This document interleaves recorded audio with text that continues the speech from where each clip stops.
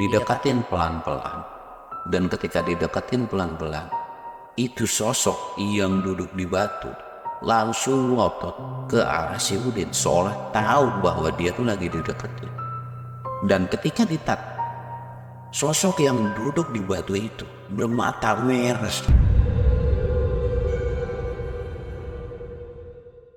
Assalamualaikum warahmatullahi wabarakatuh. Balik lagi di channel Samsul Mister Horror. Dongeng horor gua kali ini gue bakal nyeritain tentang Sandri lagi nih. Buat kalian yang penasaran dengan ceritanya Sandri ini, kalian wajib tonton video ini sampai habis dan jangan lupa like, comment, subscribe, dan share video gua ke banyak orang. Dan buat kalian yang mau ikutan open trip, kalian bisa kunjungi Instagram gue di bawah sini. Dan buat kalian yang mau lihat video vlog gue juga, kalian bisa lihat di bawah sini. Dan gak usah banyak basa-basi lagi, kita mulai ke segmen donor. Dongeng horor dimulai.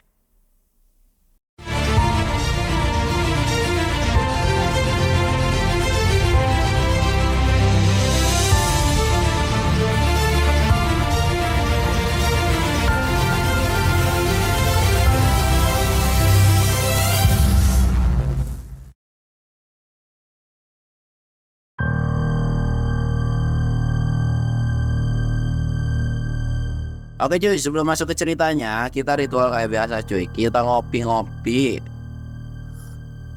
Ritual yang wajib ya, nggak kalau nonton donor gua tuh. Jangan lupa sebat but, biar paru-paru smile. Dan kemarin gue baca berita bahwa ada berita yang dimana di salah satu gunung Rinjani, kalau nggak salah ya, itu ada orang yang jatuh ke jurang. Dan alhamdulillah kondisinya pada saat itu sih gue lihat selamat ya. Gue nggak ngikutin update berita terbarunya lagi. Tapi ya kita doakan semoga sehat walafiat kembali gitu kan. Dan gue mau ngingetin lagi nih, gue nggak akan pernah bosan ketika awal konten gue bakal ngasih pengingat untuk kalian yang mau naik gunung ataupun kemanapun ketika kalian berwisata. Usahakan ketika kalian foto itu jangan pernah di spot-spot yang berbahaya atau di pinggir jurang yang nggak ada pembatasnya. Janganlah ya, karena kalau kalian udah apes nih, karena tanggal apes itu kan nggak ada di kalender nih. Jadi kalau udah apes itu kalian bakalan rugi sendiri gitu, dan bakalan nyusahin banyak orang juga. Jadi kalau kalian mau foto, terutama anak-anak zaman sekarang gitu kan, itu banyak yang foto di spot-spot yang bahaya, di bawah di pinggir jurang atau di pohon yang dimana gitu. Janganlah kayak gitu. Gua aja nggak pernah ngelakuin hal kayak gitu. Ya intinya kalian mau berwisata itu, mau foto bagus itu bukan tergantung dari spot, tapi tergantung siapa yang moto. Kalau tukang fotonya keren, bisa keren gitu, ya kalian duduk begini aja bisa keren coy. Jadi nggak perlu yang aneh-aneh lah ya. Dan gue cuma mau ngingetin itu aja. Dan kita akan ke ceritanya. Jadi ceritanya ini tuh dari teman mama gue. Kita sebut aja namanya itu Udin. Udin ini bisa dibilang pada saat itu mondok atau pesantren di salah satu pesantren. Dan pesantrennya ini, cerita ini tuh jadi kayak cerita zaman dahulu ya. Jadi kayak cerita di tahun 80-an atau 90-an. Nah sedangkan pesantren zaman dulu itu rata-rata, atau kalau pesantren yang ada di kampung itu rata-rata jaraknya itu jauh. Kendaraan masih jarang, lampu masih jarang. Untuk kemana-mana aksesnya masih ditempuh pakai kaki coy. Jarang banget pakai kendaraan motor ataupun mobil. Karena memang segitu sulitnya kalau dulu di kampung gitu kan. Bahkan gue pribadi pun masih ngalamin yang namanya belum dapat listrik dulu waktu tinggal di Jampang itu. Ketika pada saat itu si Udin ini kondisi suka bantuin gurunya. Bantuin itu kayak bantuin ke kebun, macul dan sebagainya.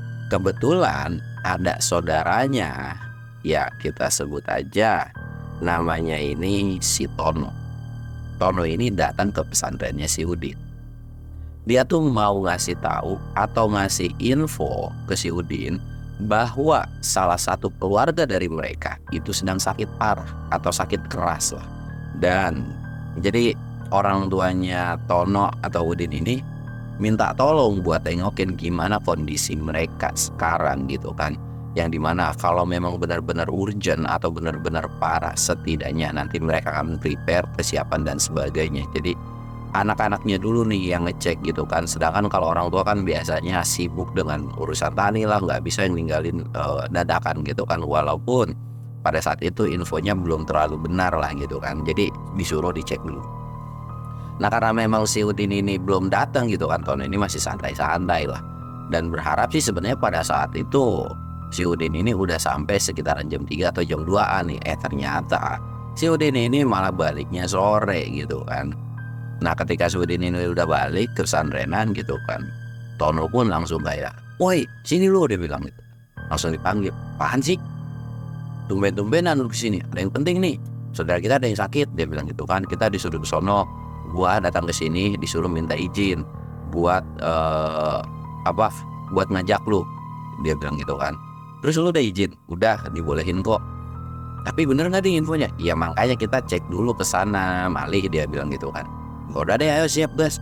"Yaudah gua mandi dulu beres-beres dan sebagainya ya." Iya, singkat cerita si Udin ini mandi, terus nggak lupa juga pamitan lah ke si guru ngajinya ini. "Bah, Udin pergi dulu ya," gitu kan. Udah dibilang kan, "Oh iya nggak apa-apa Din, titip salam buat keluarga kamu dan semoga cepat sembuh keluarganya," gitu kan. Nah di situ tuh si guru ngajinya ini bilang, "Memang saudara lu tinggal di mana?" gitu kan. Dikasih tahu lah alamatnya gitu kan. Ya memang jarak pada saat itu ya bisa dikatakan puluhan kilo coy. Dan ya sudahlah, tapi si guru ngaji ini itu tuh kayak ngasih sesuatu, ngasih wejangan yang dimana kalau bisa hindari jalan ini gitu. Kayak pada saat itu tuh masih rawan-rawan dengan yang namanya jawara lah, orang-orang preman kampung, atau enggak orang-orang begal, atau enggak tempat-tempat yang memang diangkerkan gitu kan. Pada saat itu pun Udin cuman manggut-manggut doang, padahal nih bocah emang agak koplak, bisa dibilang ya agak saklek-saklek gimana gitu kan. Ya udah tuh, setelah dikasih wejangan sama si Abah ini, akhirnya pamitan dan mereka langsung pergi nih jalan. Alasannya si Tono ngajak si Udin itu tuh gara-gara si Tono pun nggak berani kalau sendiri, karena jarak yang ditempuh itu harus jalan kaki gitu kan. Nah sedangkan si Udin adalah salah satu orang yang bisa dikatakan paling berani, paling barbar, nggak takut sama yang namanya duit, nggak takut sama yang namanya orang.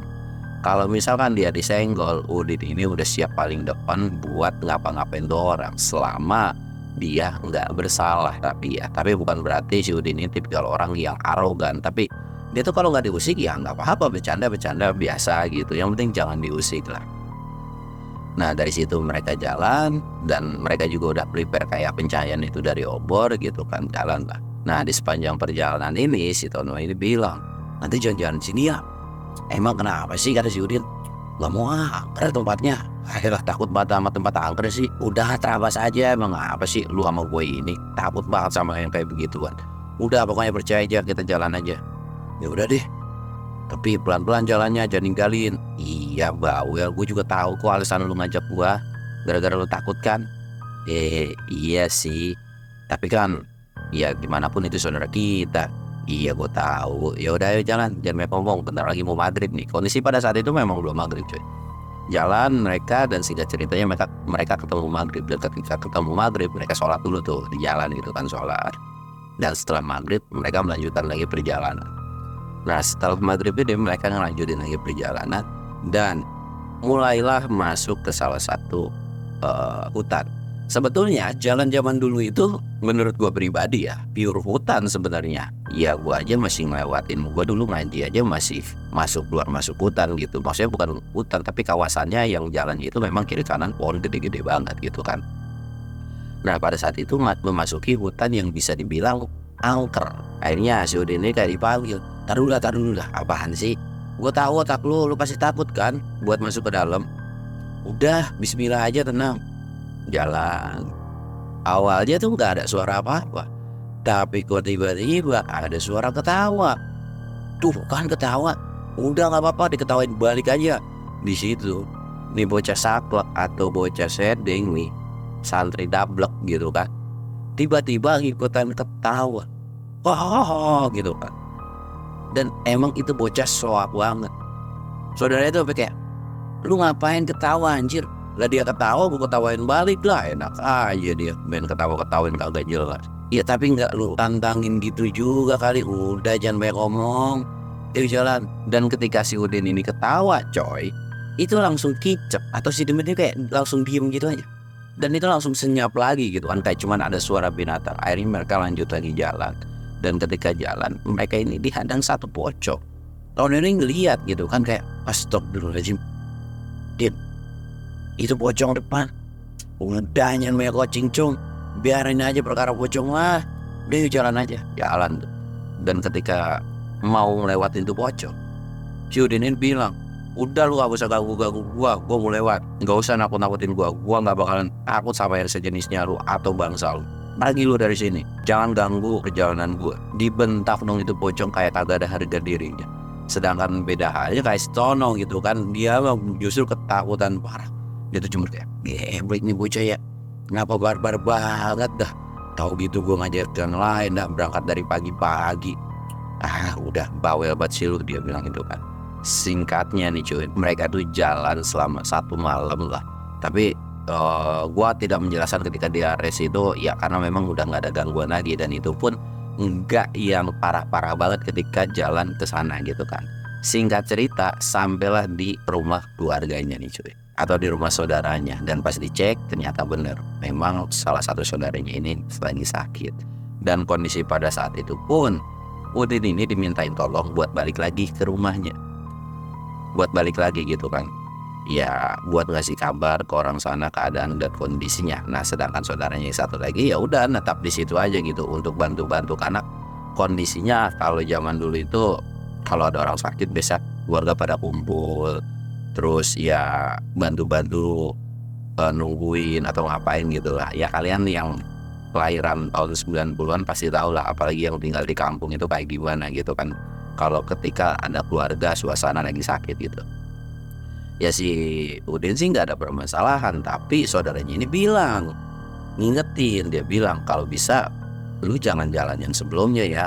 Itu jadi bisa dibilang ini bocah ini lagi beruntung, karena jalan yang dia lewatin itu jalan atau rute yang bisa dikatakan lagi rawan. Nah lagi rawannya ini rawan sama namanya orang jahat, karena sebelumnya di situ tuh ada kasus kayak pembegalan manusia gitu kan. Dan yang dibegal ini bukan cuma diambil barangnya, melainkan di gitu coy. Sampai ya kalian bisa tahu sendirilah apa yang gue maksud gitu kan. Tapi si Udin ini bodoh amat lah. Dia tuh nggak peduli dengan hal yang kayak begitu. Tapi di depan saudaranya itu kayak manggut aja nih gitu kan, tanda setuju. Tapi Udin ini nyampe nggak yang langsung pergi, karena perjalanan dari rumahnya Udin sampai ke tempat itu tuh bisa dibilang ya sekitaran 12 jam lebih atau seharian lah gitu kan.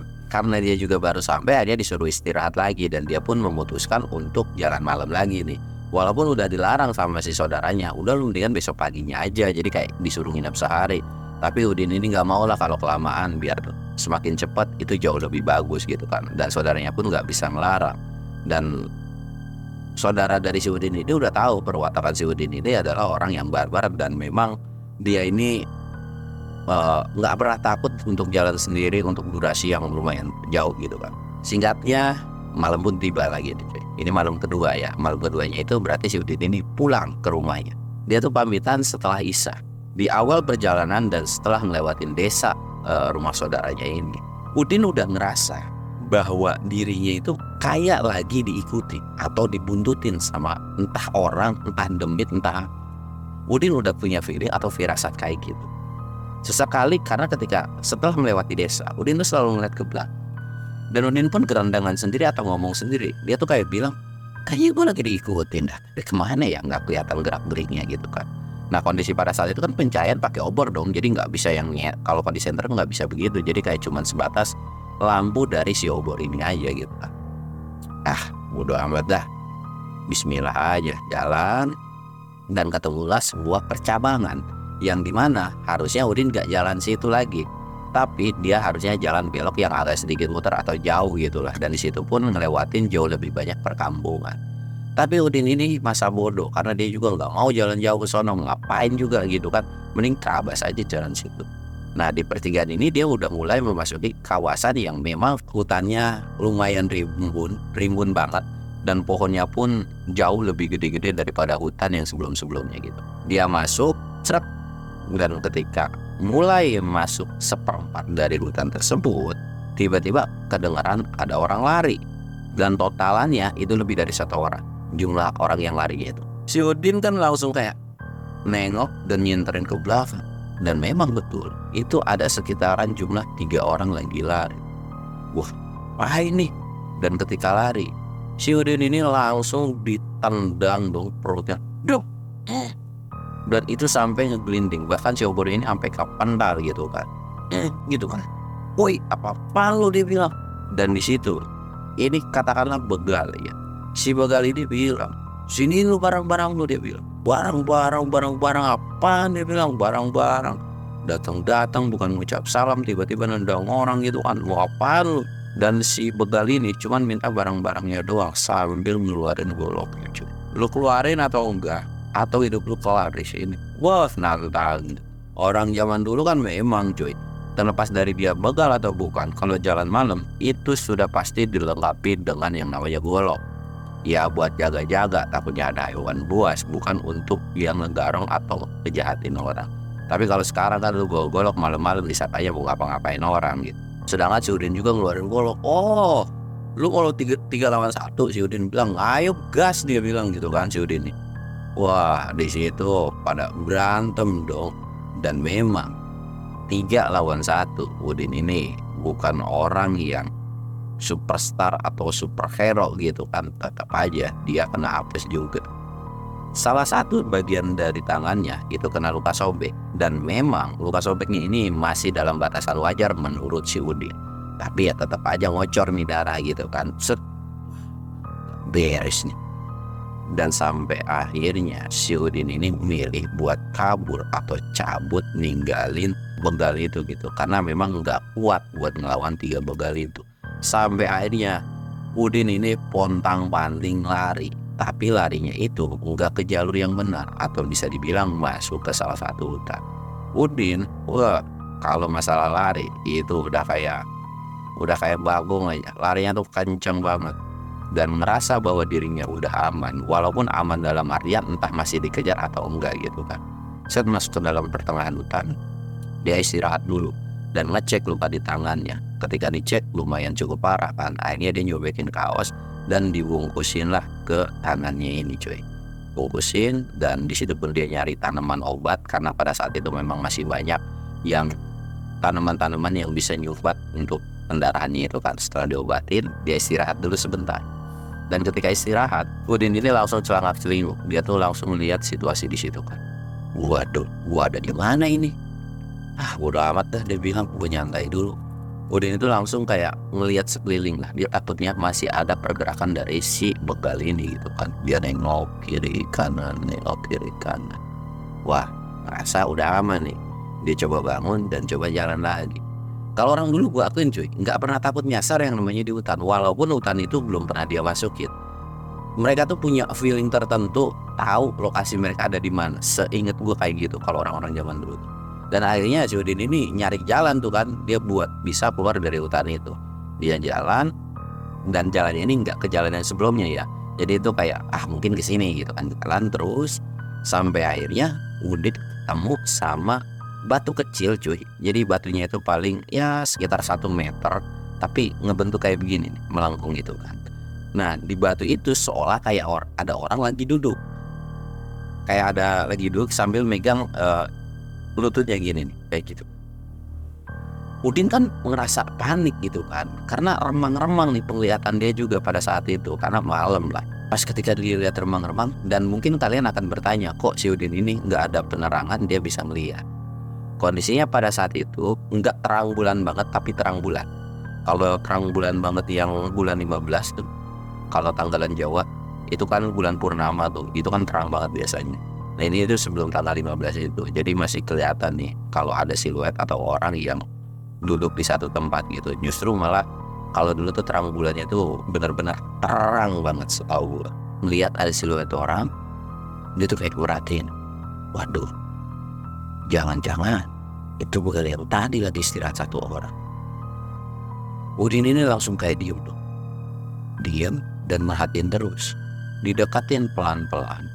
Dan ketika didekatin pelan-pelan, itu sosok yang duduk di batu langsung ngotot ke arah si Udin, seolah tahu bahwa dia tuh lagi dideketin. Dan ketika sosok yang duduk di batu itu bermata merah cuy. Astagfirullahaladzim. Udin ini langsung panik dong. Ternyata yang dia lihat itu bukan manusia, melainkan demit atau setan dari penunggu hutan itu. Udin langsung bangun dan berdiri. Geblek, gua kira yang ngejar gua kayak beginian. Wah, bodo amat, kayak bini gua gak ada takut-takutnya. Jalan lagi tuh.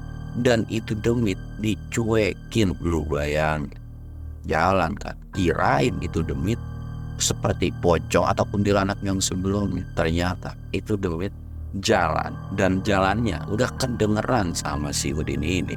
Sampai akhirnya itu demit tiba-tiba ada di belakang si Udin, dan berasa bahwa dari punggungnya ini berasa dipukul. Dek, kencang banget kan.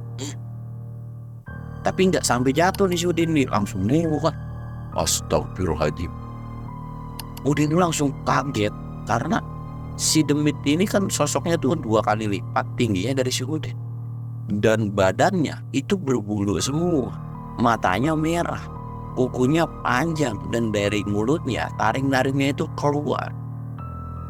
Oh, lu bisa mukul? Udin itu coba ngebalas mukul, dan seolah ketika dipukul itu gak ada rasa sama sekali. Dan sosok ini justru makin marah. Si Udin dipukul yang kedua kalinya, dan kali ini Udin sampai ngeglinding cuy. Gara-gara itu dipukul bener-bener kenceng, bahkan dia sampai ngeluarin darah. Wah, dari situ Udin gak bisa ngapa-ngapain lagi, dan bener-bener ini gak bisa diremehin. Udin langsung baca surat atau baca doa yang dia hafal. Dia baca, dia ngambil sebuah ranting dan lari sekencang-kencangnya, lalu disambetin ke si makhluk itu. Kencang gitu kan. Dan sosok makhluk itu langsung ngeglinding jauh banget, yang sampai akhirnya nggak tahu itu kemana si makhluk. Dan ketika makhluk itu cabut, Udin langsung gerendong. Mau kaya lu, gak usah macem-macem sama gua. Tapi sambil ngelus dadanya, jujur, anjir sakit lah. Udah mentangan gua kebeset, tiba-tiba dipukul sama kayak begituan. Habis banget dah malam ini ya. Nggak ada lagi. Jalan lagi dong dia. Jalan lagi, dan ternyata alhamdulillah si Udin ini bisa keluar dari yang namanya hutan tersebut. Dia pikir itu bakalan aman, tapi ternyata di belakang itu ada sosok 3 begal itu lagi. Dan si begal itu kan kalau lari kan kedengeran, kayak nggak kayak si demit itu gitu kan. Akhirnya karena memang si Udin ini tahu bahwa dia nggak bakal bisa ngadepin nih 3 orang juga, dia pun akhirnya main kejar-kejaran. Terus aja dikejar-kejar. Bahkan ketika udah sampai kampung, Udin ini teriak minta tolong, tapi nggak ada satu orang pun yang berani keluar. Mungkin begal itu adalah salah satu rumor, atau memang yang lagi hype-hypenya pada saat itu, yang benar-benar ditakuti oleh beberapa kampung gitu kan. Ketika Udin masuk ke kampung tuh kayak nggak ada yang keluar sama sekali. Udin itu kesal gitu kan. Dan ketika melewati satu kampung itu, Udin udah nggak bisa udah nggak bisa pikir panjang lagi, dan dia itu langsung kayak ya udahlah anjir, daripada gue capek gitu kan, lebih baik gue hadapin lah. Sambil napas ngoh-ngohan gitu kan, kecapean, dia tuh langsung masang kuda-kuda dan siap ngadepin ini 3 begal itu. Oh ya udah dah, ayo gas dah sampai siapa yang kelar dari sini gitu kan. Nggak pikir panjang, si Udin pada saat itu langsung pikuk berantem sama si begal itu. Tapi namanya 3 lawan 1 coy, itu ya bisa dikatakan ya si Udin ini kalah, karena memang ya nggak sesakti yang kita bayangkan juga gitu kan. Tapi tuh dia tuh kena luka sabet beberapa kali lagi, dan Udin pun udah ngerasa udah lemes, dan dia pun udah mau pasrah. Dan ketika udah mau pasrah ini cuy, alhamdulillahnya itu ada yang nolongin, yaitu Mamang dan beberapa temennya yang memang kondisi pada saat itu eh, mereka berdua ini beda pesantren atau beda tempat ngaji. Pada saat itu memang lewat dan kondisinya lagi pulang. Jadi kayak memang habis ada acara sesuatu gitu kan. Dan ketika Mamang sama temen-temennya ini lewat cuy, itu langsung diteriakin dan dibantuin lah sama temen-temennya. Nah kelompok Mamang ini ada jumlah sekitaran 6 atau 7 orang. Dan memang orang zaman dulu itu dibekali sama yang namanya ilmu pencaksilat untuk jaga-jaga diri gitu kan. Nah sekarang perbandingannya 7 lawan 3.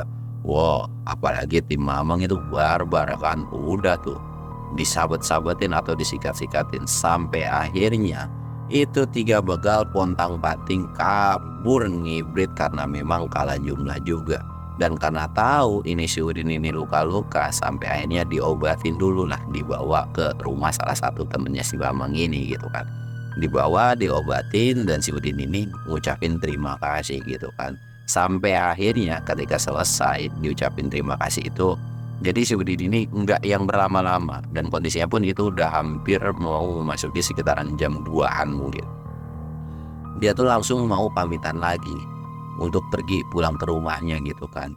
Karena memang Mamang ini gak tega dan beberapa temennya Mamang juga gak tega, akhirnya kayak yaudah yuk gua anterin lah, lu daripada kenapa-napa, karena kondisinya lu udah luka-luka, lu gua anterin. Walaupun Udin ini sebenarnya nolak coy, si Udin ini sebenarnya udah nolak gitu kan, tapi ya mau gak mau karena dipaksa juga gitu kan. Udah mau aja lu, tenang aja, gak bakal gua apa-apain. Iya gue tahu sih lu baik, dia bilang, tapi gue nggak enak ngerepotin, apalagi lu harus balik lagi ke sini kan, itu perjalanan lumayan jauh. Udah nggak apa-apa, santai aja, lagian kan gue juga mau ngabarin keluarga lu, apalagi ini masalahnya juga genting gitu kan. Jadi udah nggak apa-apa, santai aja. Dan sampai akhirnya coy, mereka itu jalan lah, totalan pada saat itu bertiga, si Udin, Mamang sama temannya. Mereka jalan, intinya dikawal gitu kan. Nah ketika jalan ini sebenarnya mereka itu diawasin lagi, tapi ketika diawasin mereka nggak berani nih, sosok begal ini nggak berani buat ngapa-ngapain atau macam-macam lagi, karena memang si Udin ini pure nggak sendirian coy. Nah ketika mereka udah nggak diapa-apain lagi, dan mungkin kalian kan nanya kan, selama perjalanan ada gangguan lagi nggak? Sebetulnya ada, diganggu sama yang namanya pocong atau kunti. Tapi coy, udah masih Udin juga bocahnya kayak begitu, ditambah Mamang gitu kan, bocah-bocah saplak, apalagi yang ngikut nganter juga temennya Mamang ini bocah saplak juga nih. Ya intinya udah nggak ada harga diri tuh masalah demit-demit yang kayak begitu, dan itu benar-benar dicuekin sama mereka bertiga gitu kan. Sampai akhirnya sampailah di rumah Udin, dan ketika sampai di rumah Udin pun itu tuh Mamang langsung dijamu dan disuruh istirahat. Sampai akhirnya ketika udah dijamu istirahat, dan mereka pun akan balik lagi sekeluarga itu kayak ke sana gitu kan, tapi dengan kondisi enggak yang malam hari atau siang, dan mereka pun akan nyarter atau nyewa kendaraan lah buat sampai ke sana. Dan ketika udah selesai pun masalahnya atau udah nganter nih, si Mama pun akhirnya balik lagi lah ke kampung dia sendiri. Dan di situ pun keluarga dari Udin ini sempat nanya, itu kenapa tangan lu pada baret-baret dan ada luka sabetan gitu. Dan sempat khawatir coy, jangan bilang keluarganya tuh nggak khawatir, justru panik, takut anaknya ini kenapa-napa. Tapi ya itu udah hal yang biasa, dan memang itu kesalahan dari si Udinnya sendiri. Udah tahu jangan disuruh jalan situ, tapi masih jalan situ aja. Dan itu benar-benar habis diomelin gitu kan. Dan bahkan ketika si Udin ini bilang juga ke guru ngajinya, itu juga diomelin, lu ngapain, udah gue bilang jangan jalan situ, tapi lu masih tambeng aja atau masih ngeyel aja jalan situ. Tapi Udin cuma bisa garuk-garuk kepala dan bilang, ya nggak apa-apa bah, yang penting kan selamat. Dan alhamdulillah nyawa gue belum diambil untuk hari ini atau untuk detik ini, berarti Allah masih sayang sama gue. Guru ngaji atau keluarganya atau siapapun yang dengar alasan si Udin ini cuma bisa geleng-geleng kepala. Ya namanya udah sifat tambeng ya udah susah gitu kan. Sampai akhirnya setelah kejadian itu pun alhamdulillah, walaupun si begal itu masih meresahkan. Dan menurut Mamang sih pada saat itu ya begalnya alhamdulillah bisa diusir dan bisa diapa-apain lah, intinya tidak meresahkan warga lagi. Walaupun nggak terlalu tahu karena memang si begal ini tuh hilang, nggak tahu ada yang apa sih, nggak tahu ada yang ngusir juga gitu kan, karena memang Mamang pada saat itu nggak ikut campur dengan urusan begituan. Ya namanya juga masih umur-umuran yang bocah-bocah lah, nggak tahu menahu kayak begitu juga, bukan tipikal orang yang nantangin orang gitu coy. Selama mereka nggak di musik ya mereka juga, mama gue ini nggak akan musik orang gitu kan. Apalagi kalau memang harus ngantar keluarga dan sebagainya, karena kejahatan zaman dulu itu adalah ya seperti itu, begal-begal kayak begitu cuy. Dan sampai akhirnya cerita ini pun selesai. Ya sebenarnya gue bingung sih nyeritain ini versi seremnya itu gimana. Gue juga udah mikir panjang dari kemarin itu, tapi ya memang begini keadaan ceritanya cuy, tidak dilebihkan atau tidak dikurang-kurangin juga. Karena memang lu bisa cek deh, kalau orang-orang kampung, orang-orang yang kelahiran tahun 80 70, orang dulu tuh mana ada namanya takut sama demit cuy.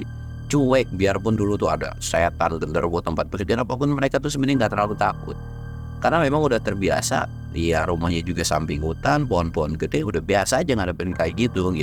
Jadi nggak ada yang terlalu wah gimana gitu kan. Dia intinya sugesti kalian itu atau pikiran kalian itu menentukan kalian akan takut atau enggak. Kalau pikiran kalian nggak takut ya nggak bakalan takut. Kalau pikiran kalian takut terus ya terus gitu. Dan cerita ini cukup sekian. Gua Samsul undur diri. Assalamualaikum warahmatullahi wabarakatuh.